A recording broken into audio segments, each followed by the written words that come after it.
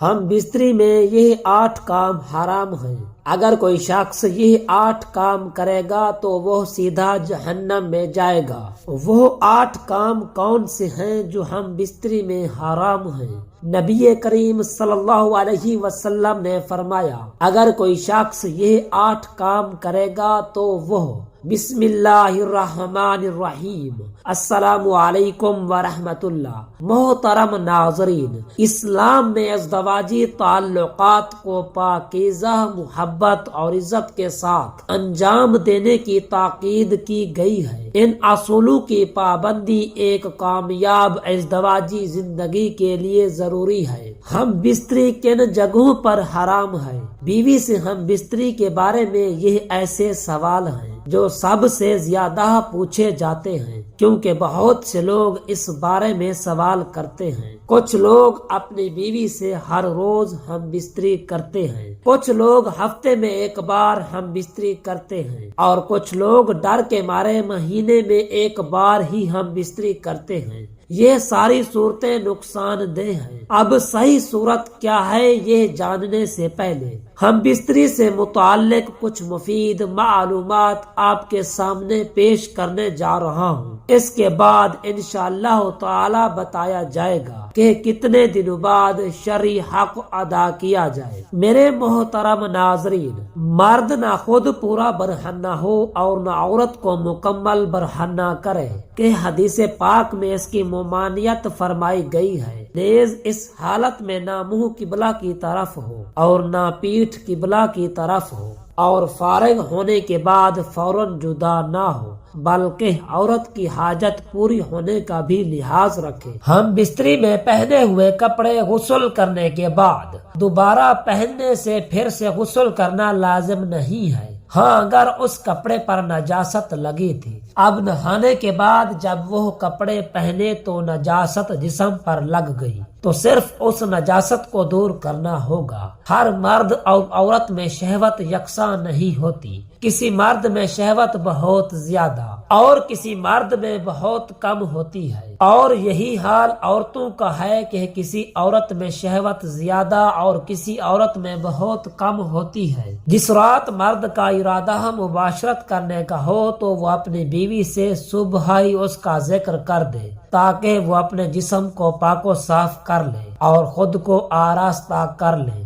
بیشتر اطلاع سے عورت پر بھی شوق مباشرت مستور ہو جاتا ہے، تو دونوں کو مباشرت کا پورا لطف و سرور حاصل ہوتا ہے۔ اگر جماع کے وقت پیشاب کا شدید تقاضا نہ ہو تو خواہ مخواہ پیشاب نہ کریں، ورنہ عضو کا انتشار جلد ختم ہو جائے گا۔ مرد و عورت کا ہمیشہ ایک ہی بستر میں سونا ضعف بہ پیدا کرتا ہے۔ کسی غیر کے مکان میں یا کسی ایسی جگہ جہاں اچانک کسی کے آ جانے کا خوف ہو، مباشرت نہ کریں۔ ایسی حالت میں لطف مباشرت حاصل نہیں ہوتا اور کمزوری پیدا ہوتی ہے۔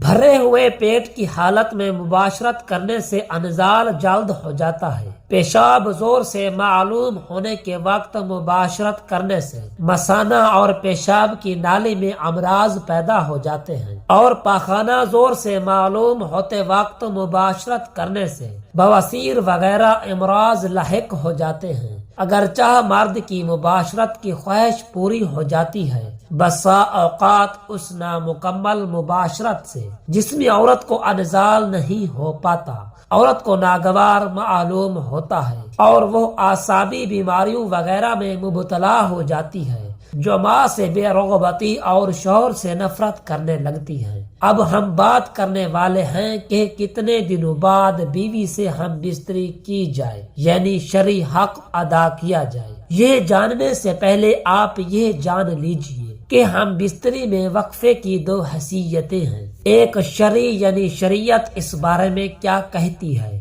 دوسری طبعی یعنی طبی ماہرین اس بارے میں کیا کہتے ہیں۔ تو آج کی اس ویڈیو میں ہم دونوں بارے میں بات کریں گے۔ سب سے پہلے شریعت کی بات کرتے ہیں۔ شریعت میں اس کی تعداد متعین نہیں کہ کتنی بار اور کتنے وقفے سے ہم بستری کی جائے۔ اس کا سبب یہ ہے کہ یہ حالات اور اپنی حیثیت کے اعتبار سے مختلف ہو سکتی ہیں، اور پھر جب قوت اور طاقت میں بھی فرق ہے تو شریعت کی عادت نہیں کہ وہ اس طرح کے مسائل میں تعداد متعین کر لیں، لیکن جمع اور ہم بستری عورت کا حق ہے جو خاوند پر واجب ہے۔ ابن قدامہ رحمۃ اللہ علیہ فرماتے ہیں اگر مرد کا کوئی عذر نہیں تو وہ اپنی بیوی سے ہم بستری کریں۔ ہم بستری میں یہ 8 کام حرام ہیں۔ نمبر 1، جس کو میاں بیوی کے تعلقات میں معمولی سمجھا جاتا ہے وہ یہ ہے کہ بیوی کا اپنے شوہر کو ہم بستری سے انکار کرنا، اپنے شوہر کو اپنے نزدیک آنے سے انکار کرنا۔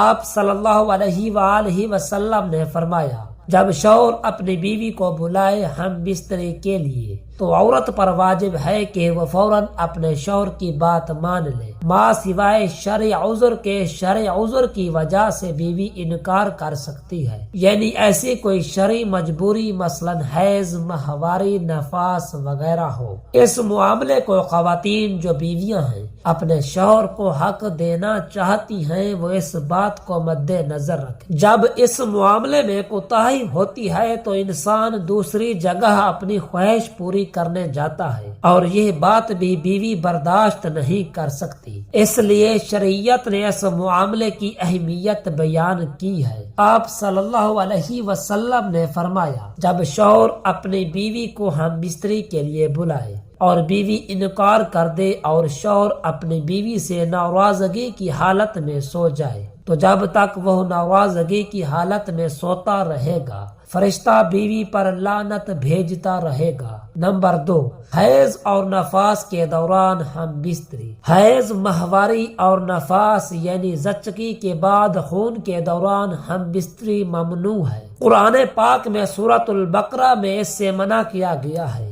نمبر 3، پیچھے سے ہم بستری۔ اسلام میں مقعد یعنی پچھلے راستے سے ہم بستری سختی سے حرام ہے۔ یہ عمل قرآن و حدیث میں منع کیا گیا ہے۔ نمبر 4، حرام چیزوں کا استعمال۔ ازدواجی تعلقات میں ایسی چیزوں کا استعمال جو فطرت کے خلاف ہو یا کسی حرام فعل کی طرف لے جائیں جائز نہیں۔ نمبر 5، دوسروں کے سامنے یا فحاشی کے انداز میں تعلق قائم کرنا۔ ازدواجی تعلقات میں پردے اور شرم و حیا کا خیال رکھنا ضروری ہے۔ دوسروں کے سامنے یا فحش طریقے سے یہ عمل کرنا حرام ہے۔ نمبر 6، غیر ازدواجی تعلقات۔ نکاح کے بغیر یا کسی دوسرے مرد یا عورت سے ہم بستری کرنا زنا کہلاتا ہے اور سختی سے حرام ہے۔ نمبر 7، جانوروں کے ساتھ ہم بستری۔ یہ فعل غیر انسانی اور حرام ہے اور سخت گناہ کے زمرے میں آتا ہے۔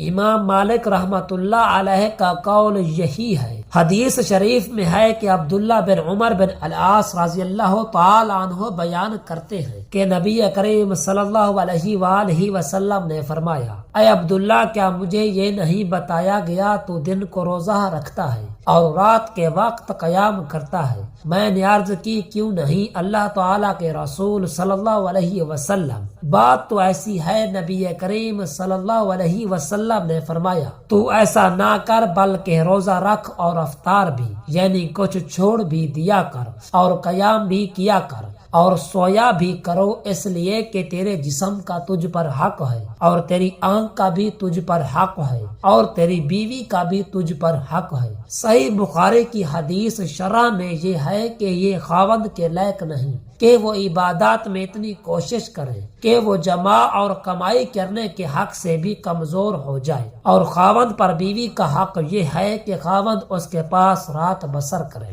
ابن قدامہ رحمت اللہ علیہ فرماتے ہیں جب اس کی بیوی ہو تو اس پر لازم ہے کہ اس کے پاس کوئی عذر نہیں تو وہ 4 راتوں میں 1 رات اس کے پاس بسر کرے۔ ابن تیمیہ رحمت اللہ علیہ کہتے ہیں اور بیوی کی خواہش خاوند پر ہم بستری اور جمع واجب ہے جب تک کہ خاوند کا بدن کمزور نہ ہو، اور یا پھر اسے ایسے کرنا معیشت سے ہی روک دے، اور اگر وہ آپس میں تنازع کا شکار ہو جائیں تو خاوند پر قاضی نفع کی طرح اسے بھی مقرر کر دے اگر وہ اس میں زیادتی کرتا ہو شرعی طور پر مطلوب اور مقصود، تو یہی کہ خاوند کی ہم بستری کے ذریعے سے بیوی کو فحش اور غلط کام سے بچایا جائے، اور ہم بستری بھی بیوی کی خواہش اور اتنی ہی جیسے یہ بچاؤ ہو سکے۔ تو اس طرح اس کے لیے 4 مہینے یا اس سے زیادہ اور کم کی مدت مقرر کرنے میں کوئی وجہ نظر نہیں آتی، بلکہ اس میں تو یہ ہونا چاہیے کہ ہم بستری اتنی ہو جتنی کا حق خاوند ادا کر سکے،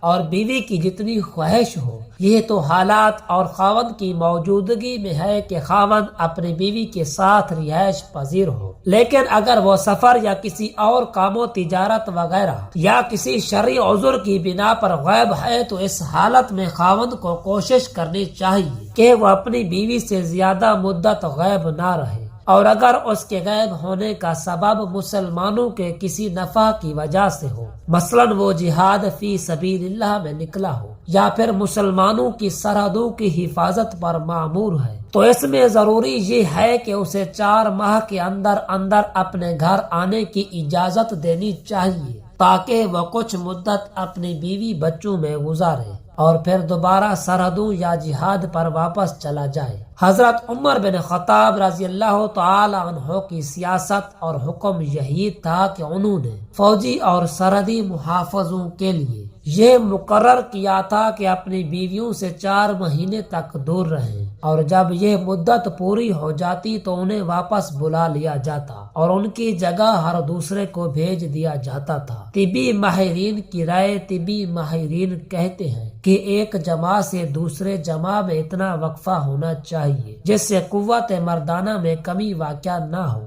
اور جب بھی جمع کیا جائے اس سے حقیقی لطف حاصل ہو۔ حقیقی لطف حاصل ہونے سے مرد کی جنسی قوت کمزور نہیں ہوتی اور عورت بھی مطمئن اور خوش رہتی ہے۔ طبی لحاظ سے 3 سے 7 دن بعد جمع کرنا چاہیے۔ 3 دن سپرم بنتے ہیں اور 4 دن بعد تحلیل ہو کر جسم کا حصہ بن جاتے ہیں، کیونکہ دن میں 2 بار یا روزانہ جمع کرنے سے چند ہی روز میں شدید کمزوری، سستی اور بلڈ پریشر کا مرض لاحق ہو سکتا ہے، اور اکثر جوڑوں کا پانی ختم ہو جاتا ہے۔ جوانی میں گھٹنے آواز کرنا شروع کر دیتے ہیں۔ اس نقصان کی کسی بھی صورت تلافی نہیں ہو سکتی۔ خلاف ورزی کرتے رہنے سے آخرکار افسوس کرنا پڑتا ہے۔ زیادہ منی کا اخراج بار بار نہیں ہو سکتا، کیونکہ یہ چیز انسانی جسم میں وافر مقدار میں نہیں بنتی۔ طبی لحاظ سے 4 سے 7 یوم بعد ہم بستری کرنے سے جسم میں کسی قسم کی یا کوئی کمزوری نہیں ہوتی،